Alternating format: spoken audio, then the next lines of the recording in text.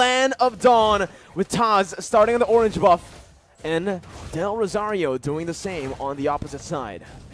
Slow start for both these junglers. They are tankier junglers essentially, so they are going to be playing a lot more for utility, but I guess Taz on the Akai can be a lot more aggressive. And just like that, you can see that the Philippines, they really enjoy using Villaluna to get a lot of information and just be a big nuisance. And you can see the response coming in from the Indonesian players. The Philippines already dictating what the movements are going to be. Both teams, again, just fighting for that mid control that is so prio, so necessary now in this current meta. Both Taz and Del Rosario are looking to go for this Lethal Wanderer, but it does feel like Indonesia will have a bit more of an advantage with the faster wave clear in the mid lane. That's the Lethal Wanderer secured by Taz, getting him a bit more XP and gold to play with. So he'll have that power spike very early on, already at level 4. As we mentioned, the wave clear game is now being a lot more monitored, a lot more managed by the players from the side of Indonesia. They've suffered from it once, they are not trying to suffer the same fate again. So right now, they're just moving around, and I think before the first turtle spawns, it's going to be relatively slow. But as I say that though, uh-oh, there you go. Ooh. That's the barrier with a wild charge. Psychot's now going to be caught. First blood over to Philippines, but look at Taz. He's able to bring the members back in with a heavy spin. Del Rosario going to fall. The jungler for the XP lane, and Dapda will be forced to flicker out of there. Villaluna a bit late on this rotation to match up against the Indonesian mid laners, but it is still just going to be a 1-for-1. So 1-for-1, so both teams now holding their own, but this is where things get a bit hairy. The first turtle, where everyone has their ultimates, we have to see who can actually weave in the better team fight. No ultimate for Del Rosario just now. Taz gonna go for it. Will be able to secure the turtle with a brilliant retribution. Dreams gets knocked up, but Philippines decide to back off. Now Dreams flickering forward, gets the Divine Judgment onto Imam, who's able to flicker away. Psychots has the Black Dragon form, looking for it, just decides to zone the Filipino members here and backs off. And back away, and we can take a look at how the changes have impacted this Faramis, right? The Cult Altar was used in that fight, and with one single spell, the rest of the team from Indonesia is able to melt down that HP bar. So it really isn't an all-win teamfight solution, but it is very situationally used to help save members from big burst damage. Now it's a complete change from game number 1. Imam, though, going to be immobilized. That's the damage coming through. Whew. Sniped down by Brands, but the kill will go over to Hijume. Brands sacrificing a bit of gold there in the bottom side, but will still be able to catch up down below to pick up that cannon minion. With stronger laners on the hands of the Indonesian players, they are now able to actually match the aggression, the fights, the skirmishes from the members of the Philippines. And now you can see that the Kaja pick is just having a lot more impact. This is what they wanted to do in game number 1, but the macro play coming in from the Philippines was able to deny that. That won't be the case for this game though, and now this becomes a contest of proactivity. Who can have the higher work rate, the more versatile maneuvers, and just the more proactive plays. And this is the reason as to why I felt like the Leslie should have been the one, the hero, to be banned out by Team Philippines. Because you can see, on this Leslie, sure, you're very vulnerable, but you also are really good at actually going at duels up against the Beatrix. I would actually say in a 1v1, it's skill dependent, but Leslie has a bit of an edge. Why? Because he doesn't need to target any of his skills. It's not a skill shot. Meanwhile, for the Beatrix, you need to go for those render shots to actually be able to compete in that range battle. They have to be careful though, because Soriano has the Blade of Despair completed, and it will be a big factor in the next fight. The Turtle is being pressured for both teams, but it seems like the Indonesians will have a bit of a lead in the control game. Divine Judgment and the Petrify. Imam going to be able to pop the Cult Altar. Taz against 3 members, still able to secure the turtle. Right now, Psychot jumps in with the Black Dragon form, zoning the backline away. Dapadap going to be pinned down onto the wall with the heavy spin, and that's Hijume who picks up the killing spree. Everything going well for Indonesia, and everything going wrong for Philippines in the early game of Game 2. They lose a member to the pickoff, they lose a turtle to the steal, so Indonesia is completely taking over and looking completely different. Is this a momentum thing? We'll just have to see. Hijume with the Ice Queen's wand right now will ensure that the Filipino members need to be a bit more careful, even more careful in how they want to position. They've been getting caught out without that slow as well. Brands has just been farming up a storm.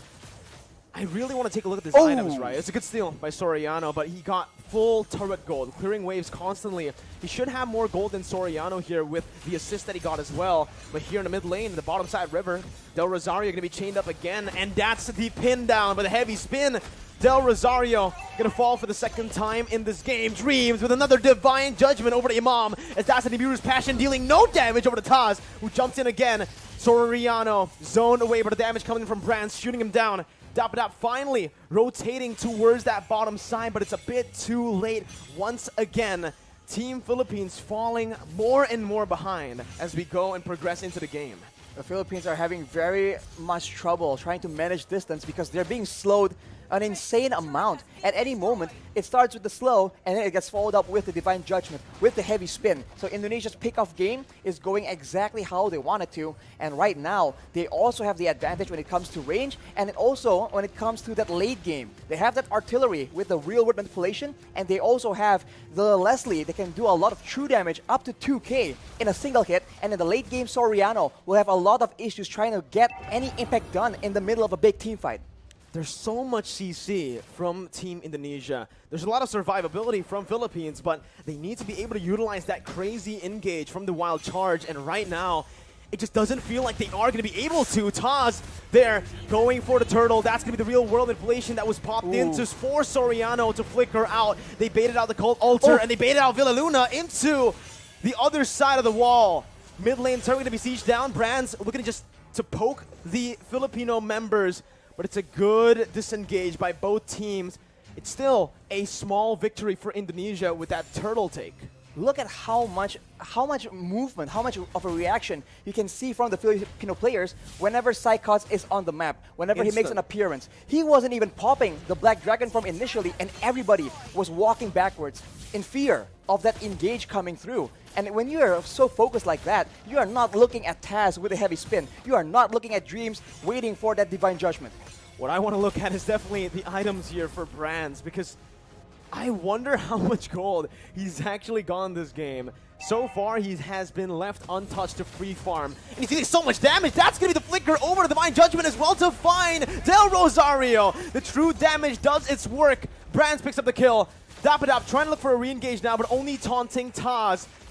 Look at the poke put down by Brands. Dream's going to be in the midst of it all right now, as he is going to be able to dish out some damage to zone the other members away. Dream still there with Psychots from Psychots with a petrified to find Soriano, and the furious dive to get Imam low under the tier 1. Gunned down by Brands. It's a 2-0 trade for Indonesia.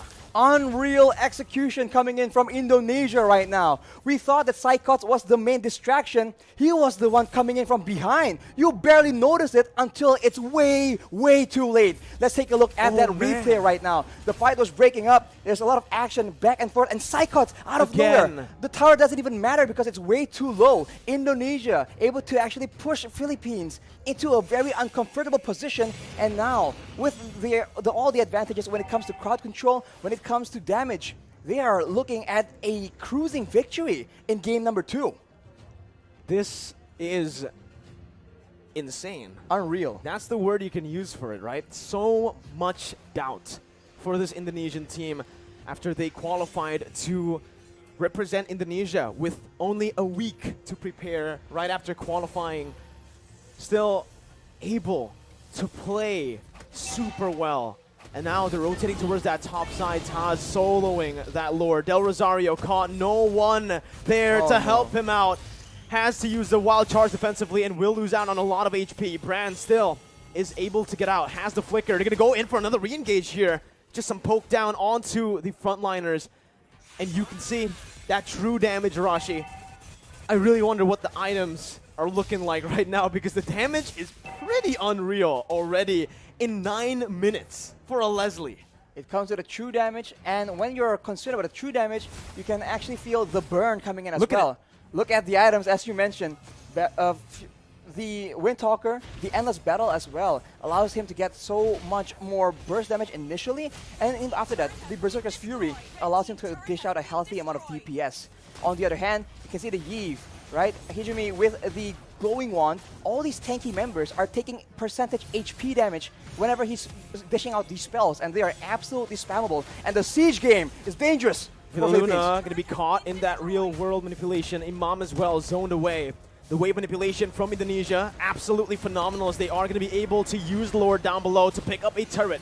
With Psychot zoning other members away with a Black Dragon form as well. That's base turret number 1 taken down.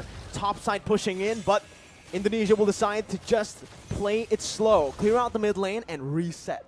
They have an absolute advantage when it comes down to those siege situations. Having the Iesf, having the Leslie means that you do not have to go and force those fights, because there's no other way for the Philippines to dish back that kind of damage. Soriano is the only solution they have, and at this point, when the only option you have, when you only have a single option, it becomes very easy for your opponents to try and adjust to that. But the Philippines, it seems like they are not willing to completely concede control just yet. They need to be very careful though, because the flank game, that flank game is just so on point from Indonesia right now. This is what we saw in Game 1, only just the opposite happening here in Game 2. Indonesia having control the whole 10 minutes early on. Philippines with a very similar flanking position here to look for something, but it's going to be a concealed play from Indonesia. And oh my god, Dream finds the Divine Judgment onto the best possible target. Soriano's out. Dapadap has to flicker out, but Psychos chases him down with a passive. Dapadap still surviving here. Only one member taken down, but that might just be the member that Indonesia needs to pick up some more base turrets. That high ground control is no longer available for Soriano. Dapadap trying to go in for some damage right there, but it's actually going to be petrified from Imam! He's going to be taken down. The wild charge in desperation. Villaluna in the back has to back off. It's an absolutely insane game and an insane performance from Indonesia as they knock Philippines down to the lower brackets. How? What? Oh my, we have no words left right now.